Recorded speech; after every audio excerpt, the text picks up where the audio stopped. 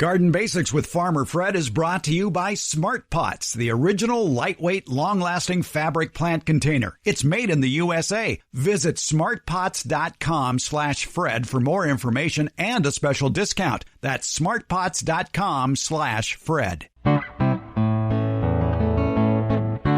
Welcome to the Garden Basics with Farmer Fred podcast. If you're just a beginning gardener or you want good gardening information, well, you've come to the right spot. Today, we're talking about new plants for the 2024 garden year. How about a houseplant that you can eat? And better yet, it's actually a small cucumber plant. Have you heard of the Pet-Koa? It's a cross between a petunia and a calibrichoa. That's the plant that you might know as million bells. The Pet-Koa is a plant with large flowers and a tidy habit for baskets, planters, or gardens. Those and more new plants for 2024. It's all on today's episode.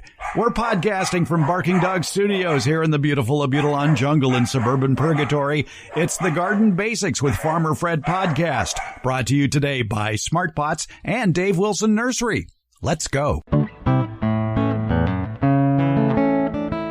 2024 means a lot of things for gardeners, including maybe trying some new plants. So what's new for 2024?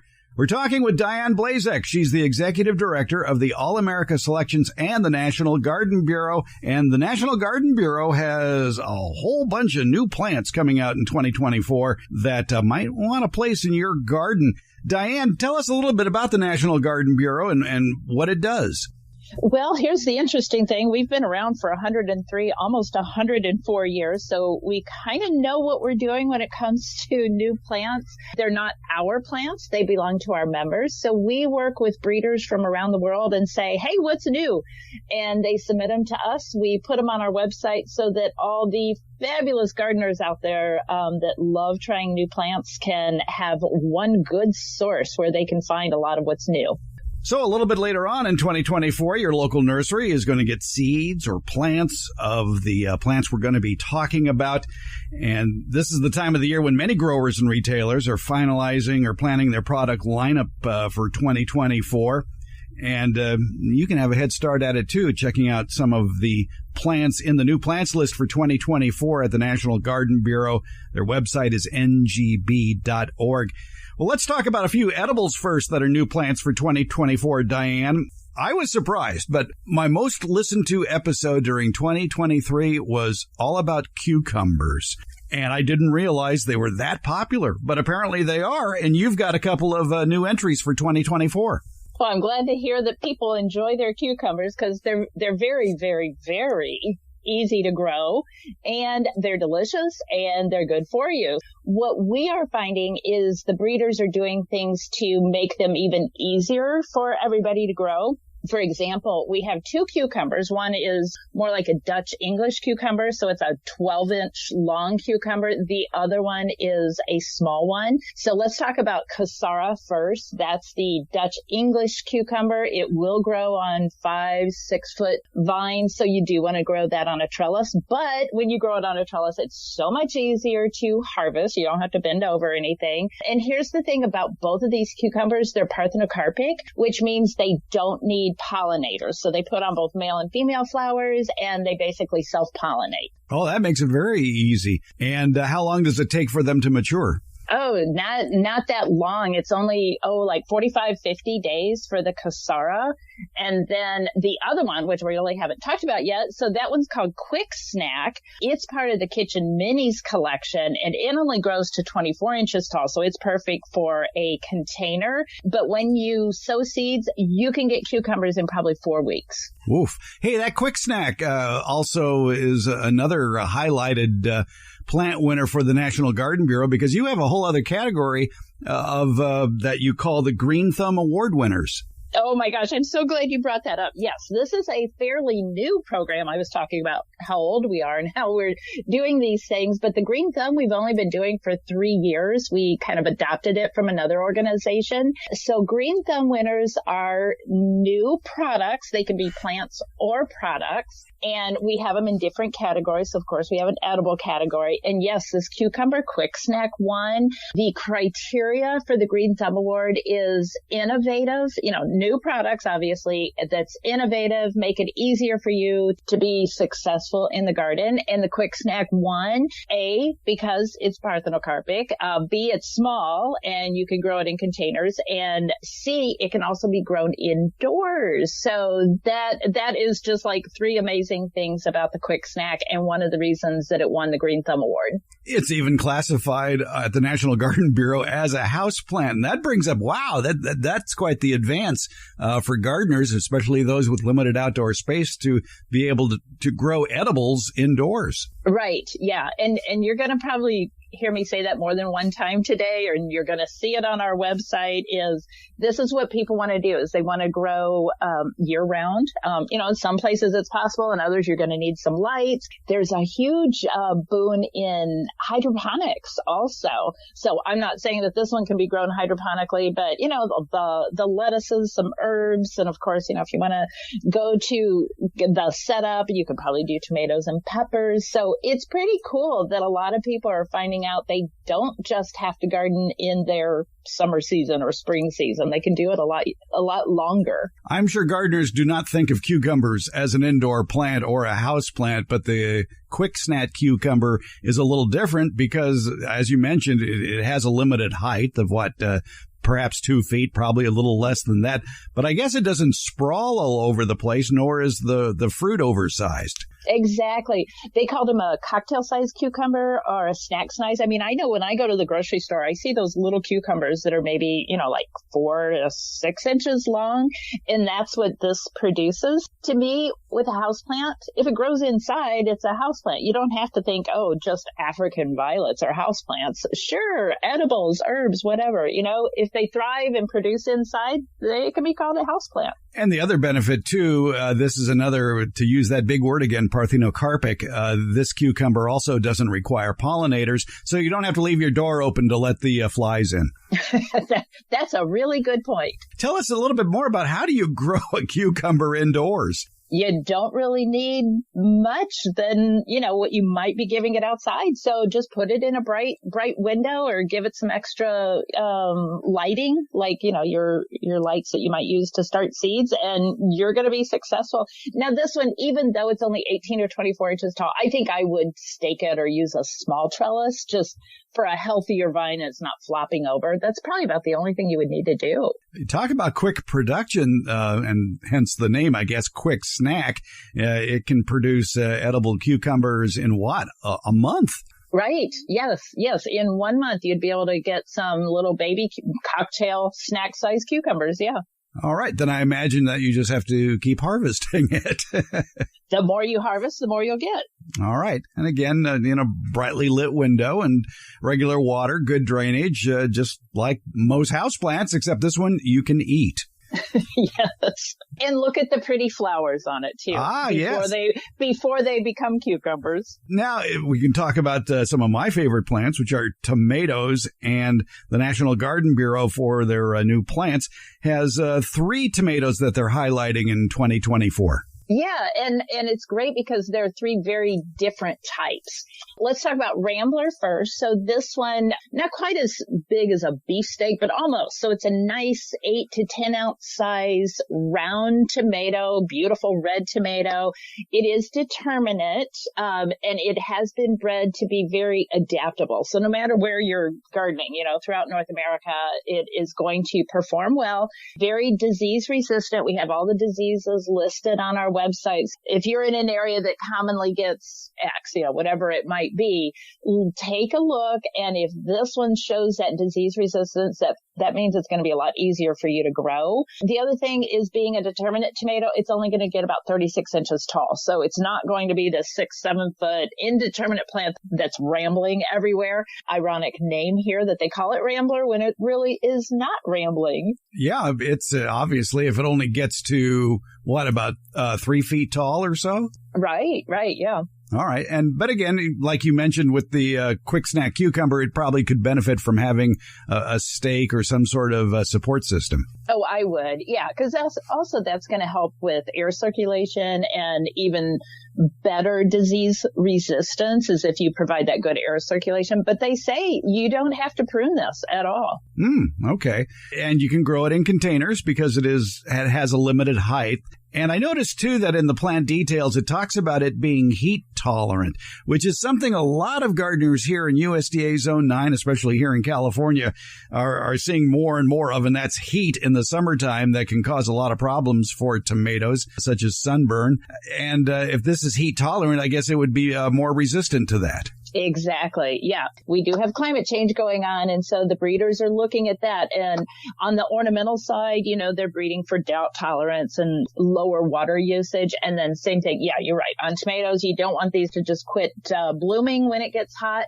So when they're breeding for more heat resistance, it will continue to put on those blooms that will eventually provide fruit then. Another new tomato, and again, it's especially good for people who like to grow in containers because this is another small tomato. It's a small plant with small fruit, and it's called the Tiny Temptations Orange. Yes, it is. So, there's kind of a theme here that things are being bred to be a little bit smaller. We talked about quick snack, and then Tiny Temptations is the same way. They do not make any claim that you would be able to grow it indoors. And, it's a tomato. So I would not say that, but you can definitely grow it in containers, grow it on your patio, your balcony, whatever. It's only going to get about 18 inches tall and gives very, very sweet, round cherry tomatoes that are orange. And I don't know about you, but I love the flavor of orange tomatoes. And they even say that the bricks, the sweetness level of this tomato is between 10 and 12%. So that's very sweet. That is 10 to 12% for bricks. By the way, for those of you that play Words with Friends or Scrabble, bricks is an excellent word, BRIX. That's a good thing to remember. I'll have to pull that one out the next time I play. And for those of you that have disease problems in your yard, this tomato too is resistant to Phytophthora. Right. And mildew. So that's, again, I mentioned it earlier. Anytime you've got that resistance built in, it's going to make your life so much easier and you're going to feel like a better gardener because your plant really thrives and survives instead of wilts because of some sort of disease. And because it is a patio style tomato, it's great for containers, plants, and you could even do it in hanging baskets too, I would think. I would think so, as long as it's large enough and you're able to keep it watered and fertilized. Yeah. Well, that's a good question too for these tomatoes that we're talking about, or any of these container plants that we're talking about. What is a good sized container to use? Well, I always say the bigger the better. The larger the container, the more soil you're going to have, which means the more food that plant gets in order to grow lushly, healthy and everything. And also the larger the container, the less you'll have to water. So I think on this tomato, they say you could grow it in a 6 or 8 inch pot, but you're going to have to be very diligent about keeping it watered and probably fertilizing it because that's not a high volume of soil when you're talking a 8 inch container, but you can do it.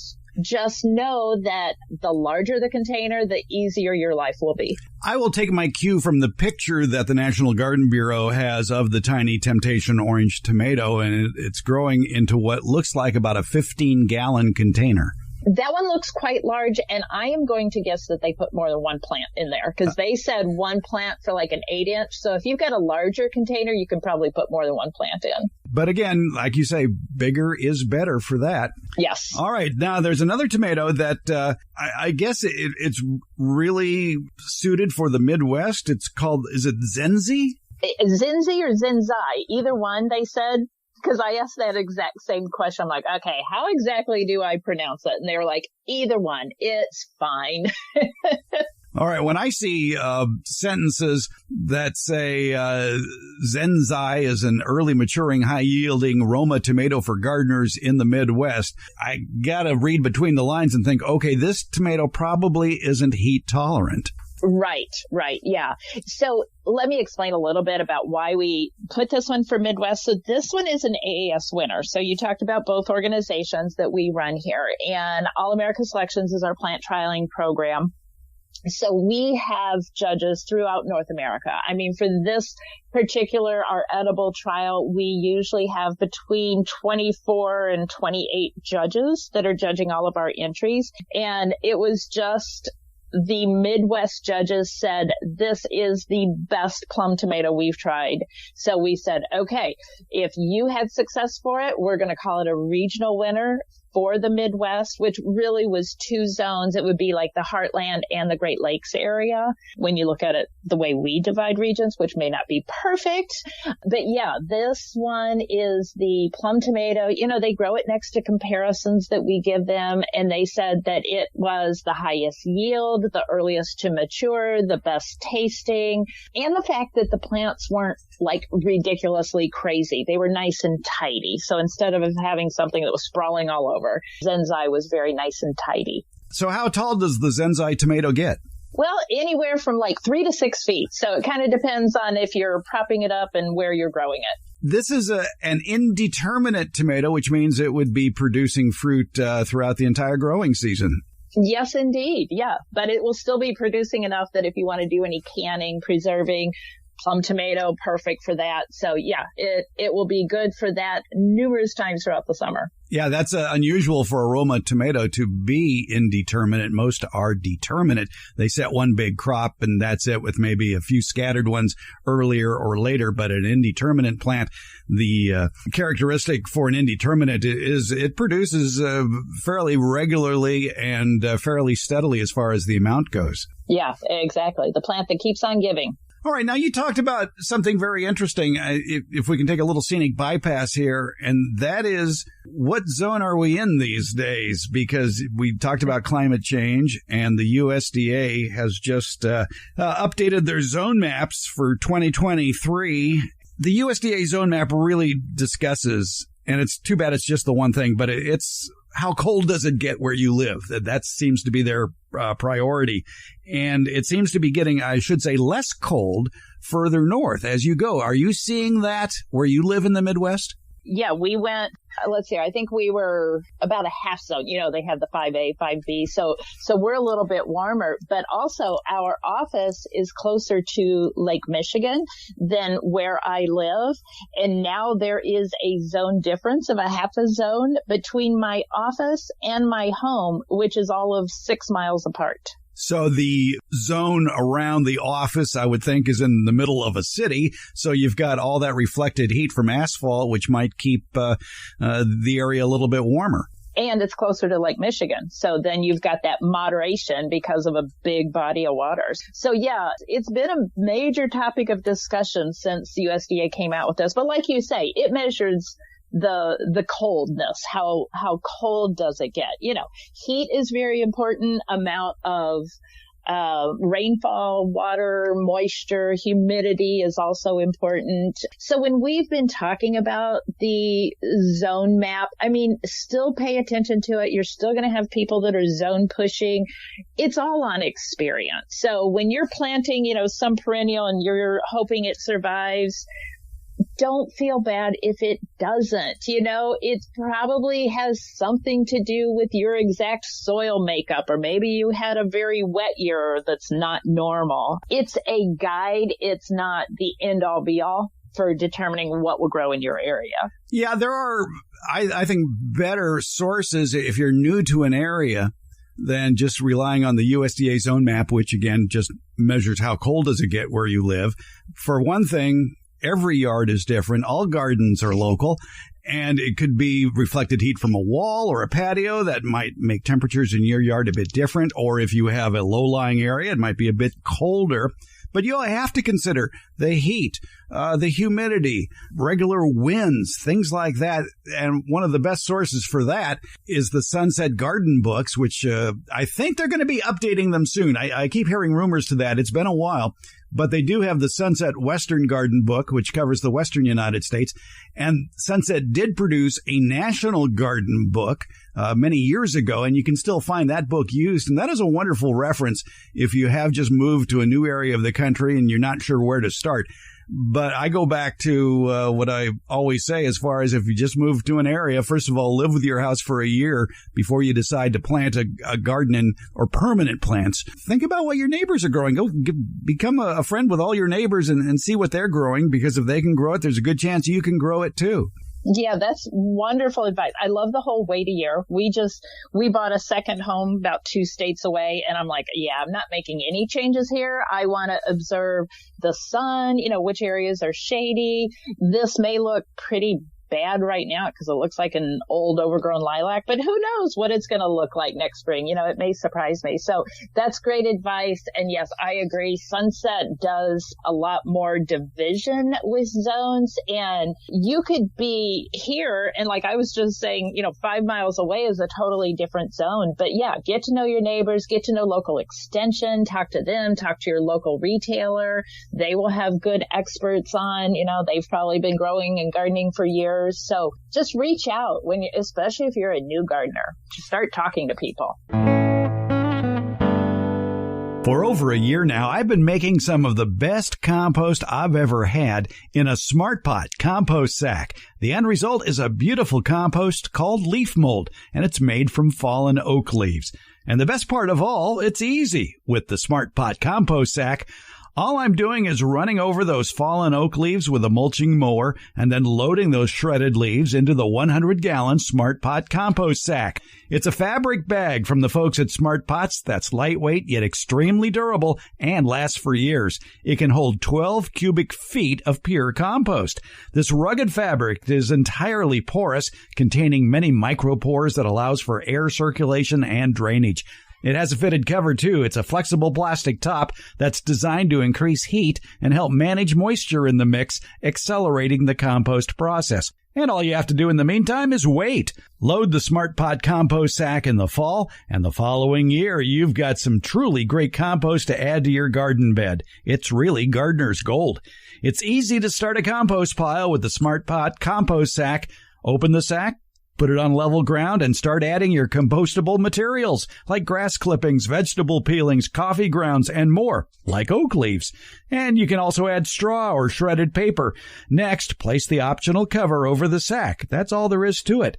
And if you want even faster results, get a second Smart Pot compost sack and shovel the contents of one into the other, adding a bit of organic fertilizer that has nitrogen. The more often you do that, the quicker you're going to get a finished compost. Smart Pots, they're available at independent garden centers and select Ace and True Value hardware stores nationwide. You can find the location nearest you at their website, smartpots.com/Fred. And when you visit their website at smartpots.com/Fred, you can buy the Smart Pots online. Just visit smartpots.com/Fred, and don't forget that /Fred part, because on that page are details about how, for a limited time, you can get 10% off your Smart Pot order by using the coupon code FRED, F-R-E-D, at checkout. It's from the Smart Pot store. Visit smartpots.com/Fred for more information about the complete line of Smart Pot's lightweight, colorful, award-winning fabric containers and their latest, the compost sack. It's Smart Pots, the original award-winning fabric planter. Go to smartpots.com/Fred.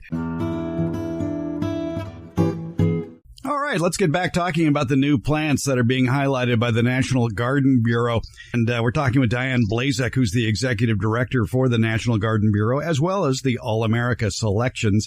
Let's talk about some of the ornamentals that are included in the new plants list. And there's a lot of them, but I noticed that among all the ones selected that there are a ton of begonias there. So I'll let you choose a begonia to talk about.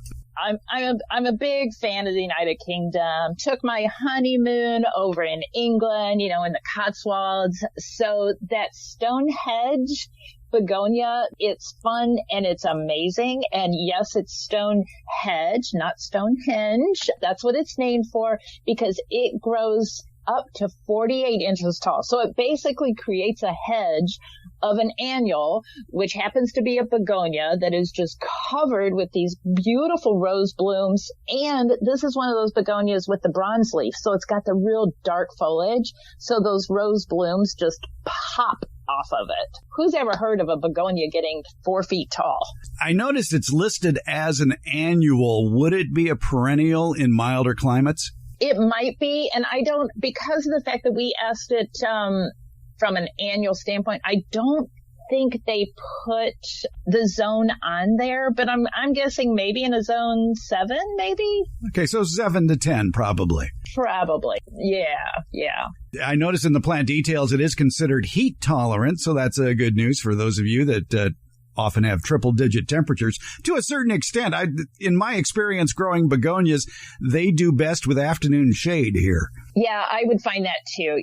Now they are breeding some begonias that will handle more sun, more heat. But yeah, I would think that if you're in one of those really hot areas, you would want it to have a little bit of afternoon shade. It certainly does have large blooms. The bloom color is red and pink, and the bloom size can be, 1.5 to 2 inches wide. Yeah, so think of that, of popping off against that dark foliage. Boy, that's a statement. And that, again, is the begonia stonehenge rose bronze leaf, right? Right, but that's it. All right. Another category of popular plants that you have plenty of in the new plants winners with the National Garden Bureau are the coleus. Coleus, some people use them as houseplants. If you live in a milder area, you can grow them outdoors. Tell us about the coleuses that are chosen. I'm going to start with one called the Premium Sun Coral Candy. And if you dive into coleus, you're going to know that for the most part, these are vegetatively propagated. A lot of wonderful breeding is coming out of the University of Florida. So, you've got this tropical climate that they're doing the breeding work. But Premium Sun Coral Candy was a national winner for All America selection. So it's not just for warm climates. Now we're promoting it as an annual, but of course, in some climates you could keep it going probably year round. And a lot of coleus is known to have better colorations or is good for the shade. This one has it right in its name, Premium Sun Coral Candy. So this one is not a huge coleus, probably gets maybe 12 to 14 inches tall, but it has a really nice draping habit. If you hear people talk about annuals, it's mounding, it's upright, it's draping. This is definitely draping, wonderful for containers. Hopefully by hearing the name Coral Candy, it's got some nice coral colorations and then like dark bronze leaves, a little bit of green. So it's got some beautiful variations there. Yeah, it almost is kind of sparkly looking, and the serrated leaf edge makes it look very interesting as well. Right. Yeah. I'm glad you brought up that serrated leaf, because that was another thing that I really think was attractive, why the AAS judges loved it. It holds its color well. It is for sun, but even in the shade, it will have nice, vibrant colors. And I grew it from seed last year. It was unbelievably easy. Sometimes I'm just amazed. I'm like, if you're growing from seed, it's going to be difficult. No. I just plopped it in there. Those first little cotyledons that came out, they had the foliage variation, the colors on it. And it was so fun to see these like little 1/4-inch leaves that already had those colors on. This also was an All-America Selections winner, and it was the first coleus from seed to win that. Yes. We had a vegetative winner a couple of years ago, but this one was the first one from seed. Yeah. All right. So for those of us that enjoy planting by seed, the Coleus Premium Sun Coral Candy, you can probably find on the seed rack come spring. Absolutely. It'll be there. All right. 12 to 18 inches tall, full sun or full shade. That's what I like about coleus. Yeah, if you give them full sun, you probably get better color, but they do okay if you're using it as an indoor plant in a room where the light is good enough for you to read by. That's a good measure. Yeah, I would agree. All right. We talked about the begonia. We talked about the coleus. You also have plenty of hydrangeas on the list of new plants. Tell us a little bit about the hydrangeas that are there. Oh, my gosh. There are so many. They are so popular. I don't know. When we started the show, you were talking about cucumbers being the one of the main interest for your audience. I have to say hydrangeas are the number one thing of interest. I think part of the reason that there's so much interest is nobody knows when to prune them. So there's a lot of good information, but first you have to know what kind of hydrangea you have. But yeah, hydrangeas is definitely an area where these breeders are coming out with new cool things every year. And there's just so many different types. It's really hard to name just one. I think this year alone we had like 7, 8 new varieties. Sometimes I love them because of the names. There's like this whole Let's Dance series. So they've got different names there. There's one called Grin and Tonic, and gin and tonic happens to be my favorite summer drink. And just think of the colors for a gin and tonic. That's what colors Grin and Tonic is. And then I think we have to mention one that's very, very different. It's called Eclipse. It's a macrophylla. Think of eclipse, like, okay, the sun, moon, blah, blah, blah, blah. It gets dark, it gets light. So this eclipse hydrangea has very, very dark foliage, and then the flower heads on it are, it's so hard to describe. It's a dual tone, bitone, what do you want to call it? Bicolor flower, and it's got a greenish white center with beautiful red rose edges. And so you talk about the intensity and the colorations. In fact, it was one of our Green Thumb Award winners for that reason. Very common now with hydrangeas. They're breeding them to be a little bit more compact. So it's going to only be 3 to 5 feet. But you talk about drama and impact in the landscape. That's what Eclipse offers. And you used that big word macrophylla, which I remember from 4 years of high school Latin would mean a big leaf. Right, exactly. Yeah, there's a lot of interesting new hydrangeas out there. The Grin and Tonic hydrangea has sort of a lime green flower, you would say? Yes, a lime green, whitish flower, yeah. Okay, but if you're looking for something that's a little bit brighter, there is one called as you mentioned, the Eclipse, which has, I guess that is sort of a pinkish reddish salmon color. Yeah. I was really stumbling over how to describe that color because it's so unique. And the fact that the outer, almost a picoty edge on each one of those little blooms is that vibrant reddish rose color. But then the interior of it then is, I'm going to call it a whitish green, almost like the Grin and Tonic that has green and white and lime green. That's kind of the inside on the Eclipse. So if I had to choose one hydrangea right now, it would be really hard because there's so many different types. I think you just have to think, okay, well, what size space do I have? Do I want to plant a 6-foot tall hydrangea or a little 3-foot one? Do I want them to have dark leaves or green leaves? And do I want that cone colored flower panicle on it? Or do I want a nice mop head round flower on my hydrangea? You can have one of all the above. Trust me. Yeah, of the hydrangea macrophylla, when people think of the big leaf hydrangeas, they usually think of a 6 to 8 foot tall shrub.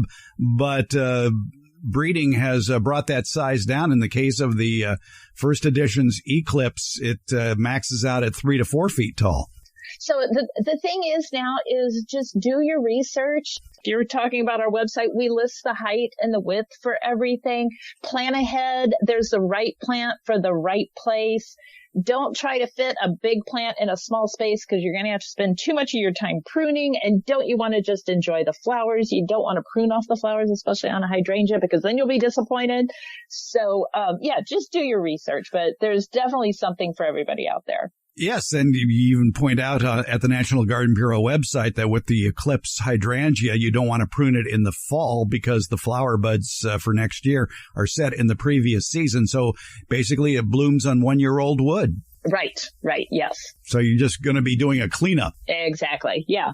Another popular plant, and I love them for their draping effect. In a lot of nurseries like to sell the thrill, chill, spill concept when planting a container, the spill being something that'll drape over the side. And there are a lot of petunias out now, and there are some winners at the National Garden Bureau of upright and dangling petunias. Yeah, boy. And it's funny that you talk about petunias. So with All America Selection, so we've been trialing for 92 years now. And our number one plant class for all AAS winners is petunias. You would kind of think it might be tomatoes, but it's petunias. There's something for everybody out there. You know, there's seed propagated petunias. There's the vegetatively propagated petunias. You can get the things that spread to 3-4 feet. That's more of a ground cover, like the wave petunias. You can get things that are more upright. You can get solid colors. You can get bicolors, color changing things, you know, as the flowers age, maybe they take on different shades and hues. So there's something for everybody. There's a lot of mixes out there. I think one that we should talk about is the one that just won our Green Thumb Award because it's so different. It's called Amazonas Plum Cockatoo Petunia. And I think those names kind of give you a visual image of what this looks like. You know, cockatoos, they're pretty flamboyant, flashy birds, and they have a lot of coloration. So now here, I have to try to describe this color. Think of a lime green petunia with a deep purple throat, some lavender rays coming out from it, and then a little bit of a darker green splash here and there. Am I describing that even halfway close? It's pretty amazing. Unlike a cockatiel, this one won't be squawking all day. Nope, it's pretty quiet. Yeah, that's good. And it is featured in a picture on your website in a hanging basket, so it would look good in a hanging basket. Oh, hanging basket, window box, any kind of container. I think it would be great in the landscape also. The great thing is it could be by itself and make a huge impact. You could plant it with other purple flowers or some lime green things, and it would make a wonderful combination. And then maybe get on your color wheel and try to do something opposite.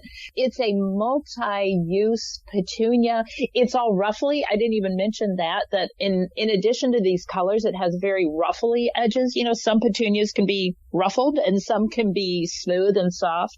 So this one just has that flamboyant look that I just think is going to be amazing. Speaking of petunias that stand out, I really like the color of that Supertunia, the Hoopla Vivid Orchid. But it's a petunia. But what the heck is a Supertunia, by the way? So a Supertunia is, I talked earlier about vegetative versus seed. So a Supertunia, that whole series is vegetatively propagated. So, you know, you're not going to be able to find it by seed, but you can find it in plants. And it's a very, very popular series of petunias that just have amazing landscape performance. And I'm trying to think of the width on it, but I'm thinking it gets about 36 inches wide. Okay. And we have puppies. Oh, yeah. Well, that's why we call this Barking Dog Studios. That's perfect. On the website, it talks about the height being under 12 inches on the Supertunia Hoopla. Right. Okay. So it will be a low-growing landscape spreading petunia type. And again, petunias aren't particularly fussy. They need little routine maintenance. They're a fairly neat plant as well. Yeah, I can see why petunias are so popular. Oh, absolutely. Yeah. I mean, you can deadhead them, but luckily a lot of the new breeding is coming out where you don't really have to deadhead them. I mean, it might help them produce more flowers, but if you want to just ignore them and be super easy, have a super easy garden, you don't really have to deadhead them. But, that Supertunia Hoopla Vivid Orchid, it will be an amazing ground cover, basically. It's such a vibrant color of orchid with that white edging. Make it easier on yourself and grow the things that will kind of take care of themselves.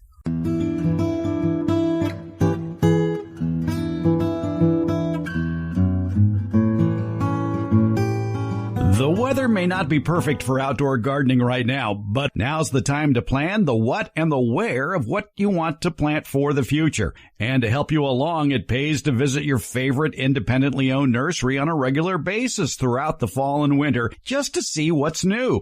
And coming soon to that nursery near you is Dave Wilson Nursery's excellent lineup of farmers market favorites, great tasting, healthy fruit and nut varieties. They'll already be potted up and ready to be planted. And we're also talking about a great selection of antioxidant-rich fruits, such as blueberries, blackberries, raspberries, goji berries, grapes, kiwi, mulberries, gooseberries, figs, and pomegranates. Wholesale grower Dave Wilson Nursery has probably the best lineup of great tasting fruit and nut trees of any grower in the United States. Find out more at their website, davewilson.com. And while you're there, check out all the videos they have on how to plant and grow all their delicious varieties of fruit and nut trees. Plus, at davewilson.com, you can find the nursery nearest you that carries Dave Wilson's plants. Your harvest to better health begins at davewilson.com.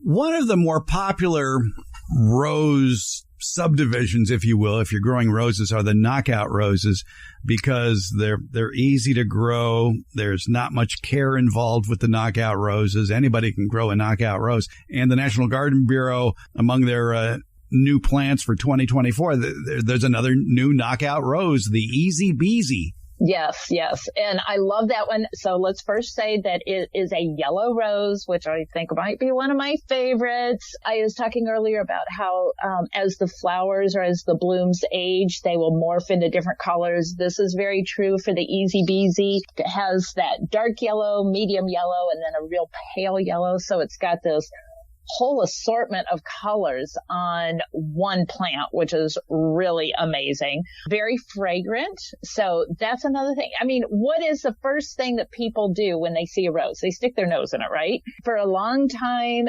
the scent had kind of been bred out of roses. Well, it's back. So that's a wonderful thing with this rose. Besides the Easy Beezy, I see the National Garden Bureau is highlighting another knockout rose, the Orange Glow rose. Yeah. So another one that's there simply because that color is amazing. So you want an orange rose, you've got that one. Now, you mentioned the popularity of aroma when it comes to a rose, and you have a rose called Eau de Parfum, which I think means smells great or something like that. Yeah. Something like that. Yeah. This year we have Berry Rosa. Last year there was one with a slightly different name, and it was a lighter colored flower. But this one, Berry Rosa, really tells you the name of it. It's like a bright raspberry color. And yes, it's a nice romantic rose that has that scent in, a little bit of a berry scent, obviously, since they call it Berry Rosa. And I was trying to see that one for the height. Yeah, all of these roses now, they're saying that are around 3 or 4 feet tall. So again, let's take something a little bit more compact. If you want a taller one, they're still out there. But with today's yards kind of shrinking, this is what people are looking for. Okay, the rose Eau de Parfum, the berry rose. Monrovia Nursery's growing it, so it'll be widely available, I know, here in California. Yeah, absolutely. Monrovia just continues to come out with more and more, and they've got some wonderful themes and assortments. You got to visit the Monrovia website. They're doing a great job with that. All right, let's move on over to houseplants. Now, we talked about that very interesting houseplant, the quick snack cucumber plant. Nothing like edible indoor growing plants. But what about houseplants in general? What are some of the popular winners there? You know, everything has its day, and the two that I decided that maybe we would just talk a little bit about today are the two philodendrons, because there are two, and they're from Costa Farms, which is down in Florida, and they are wonderful with houseplants. They have such a good variety. So they have two philodendrons. One's called Golden Crocodile. Golden, kind of a golden green, so it tells you it's a chartreuse philodendron, and then Ring of Fire. But both of these are not what the first thing I think of when I think of a philodendron. I kind of think of those heart-shaped leaves. These have almost fern-like leaves. They're large, serrated leaves. They kind of fill out like a fern does, or like a hosta would grow. And the Golden Crocodile, its new growth comes out kind of coppery, and then it morphs into this chartreuse green. And then Ring of Fire, I think, is so cool because it has unexpected splotches of creamy white. So you're not going to get every leaf exactly the same. It's not like they have little dots. There will just be a splotch of white on the tip of one leaf or half of one leaf. Very interesting. So like if you had this as a houseplant, I can just see people going, wow, what is this? So you have to know that story. If you buy this plant, you have to know the story so you can explain it to your guests. Yeah, you could call the leaf margins serrated, but they're also deeply lobed as well. Yeah, exactly. Yeah. It's worthy of both descriptions when you're trying to give a visual impression of it. And again, with philodendrons, the more bright light you can give it, you're probably going to get better leaf color. Exactly. Yes. The National Garden Bureau has all sorts of categories of winning plants. We talked about the new plants, and they have notated 2024 as the year of certain plants. And there's a whole list there, but I noticed that 2024 will be the year of the squash and year of the hosta. Two of my favorite plants. I love hostas because they grow in the shade here, and you're not getting it necessarily for the flower, but just for the vibrant leaf colors that are there year round. Oh my gosh, leaf colors, plant size, leaf shape. I mean, it's amazing. When you first say hosta, people probably think, oh, okay, this 24-inch plant and it's green and it has these nice leaves. But when you start exploring, you find out that there are tiny little hostas. I mean, like 6-inch hostas all the way up to 6 feet. You can get totally green. You can get green and white or green and yellow. You can get blue green. You can get ruffly edge. And that's probably only naming like half the varieties or the variations that you can get in hostas. But I'm like you. They are one of my favorite shade plants. And they go from small leaf to big leaf, too. You know, you mentioned flowers. No, they're not grown for flowers, but I have a variety which was handed down to me. I don't know exactly which one it is. And it has gorgeous lavender blooms, and they're on stalks, probably 3 feet tall. The bees just go crazy over them. So it makes me feel so good that I'm doing something for the bees that visit my yard when all these hostas bloom. And in the Midwest, can you plant them in sun, or do you also have to plant them in shade? Well, this one I do plant. I mean, they are in full sun and the edges get a little crispy in August, but it's not too bad. It kind of depends. Like we were talking earlier about zone maps. Well, it may be 90, but if it's 90 and rainy, they're fine. If it's 90 and we're in a drought, then they're going to get a little crispy. But that's the great thing about hostas is they're so adaptable. And okay, so maybe they don't look good by the end of August, but they'll pop back up next spring and they'll be wonderful. Yes, exactly. The squash, too, people love their squashes, and there's all sorts of squash varieties that are considered to be part of the year of the squash. Oh my gosh, yes. This is something that's like, wow, what an education. You know, the many types of summer squash versus winter squash, the hard shell squash versus, you know, the zucchini types. And I have to tell you a funny little story about our year of Gail and I here in our office. Gail does all of our social media and our blogs and everything. And so we're the ones that get to read these fact sheets that are written by our expert members. And you would think that we're both of the age where it's like, yeah, we've been gardening for like 30 years or whatever. And okay, yeah, squash. We got done reading this fact sheet. We're like, wow, I never knew that. Oh my gosh, I've never grown that one. Oh, isn't this cool? And so if two jaded people that have been in the industry for a long time find inspiration from some of our fact sheets, then I think we're succeeding, because this is what we want to do. We want to educate people and inspire them to try some stuff that maybe they never tried before. And as a matter of fact, if you go to ngb.org and click on the link that says Year of Plants, and in the drop-down menu, you choose squash, you're going to see a series of squash pictures. But also, there's going to be a pop-up menu where you can download a booklet on how to grow squash, for instance.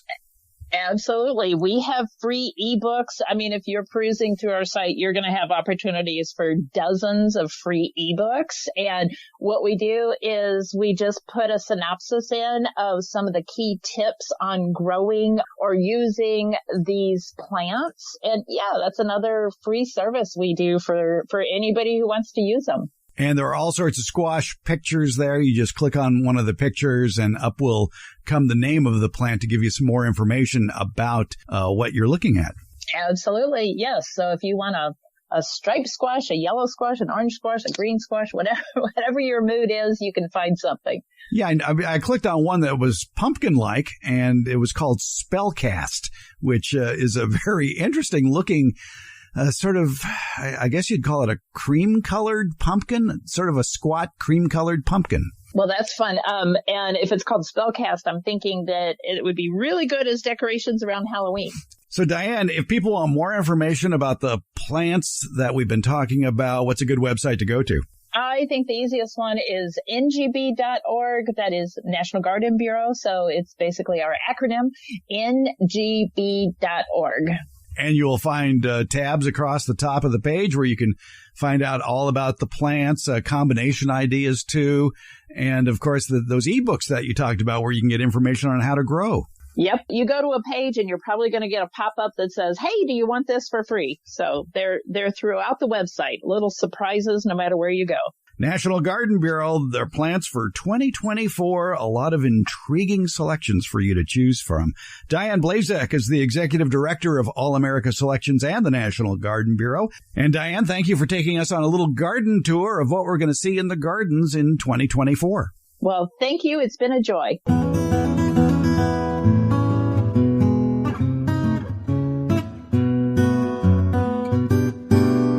Is wood ash good for the garden soil?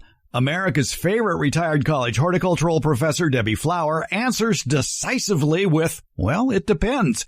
She has tips to help you decide if your soil will benefit from the addition of wood ash. And she tackles the topic of ash from a possible nearby wildfire falling on your garden. Are those falling ashes good or bad? Well, here's a hint. It's not good. It's the Flashback episode of the week. If you missed it, give it a listen. It's episode 144, originally aired in October of 2021. It's entitled Using Wood Ash in Your Garden. Find a link to it in today's show notes or at the podcast player of your choice. And you can find it as well along with a transcript at our homepage, gardenbasics.net. The Garden Basics with Farmer Fred podcast comes out once a week on Fridays, and it's brought to you by Smart Pots and Dave Wilson Nursery. The Garden Basics podcast is available wherever podcasts are handed out, and that includes our homepage, gardenbasics.net, and that's where you can also find transcripts of most episodes as well. Thank you so much for listening or reading.